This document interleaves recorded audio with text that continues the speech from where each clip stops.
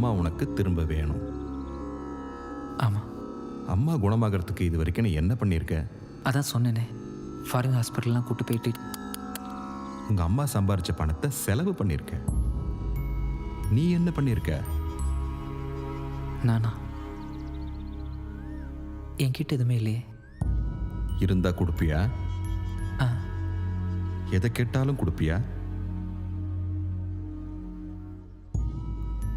கொடுக்குறேன்.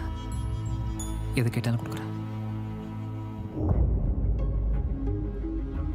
உன் பணம், கௌரவம், அடையாளம் இது எல்லாத்தையும் இழந்துட்டு வாழற ஒரு வாழ்க்கைய உங்கள் அம்மாவுக்காக கொடுப்பியா?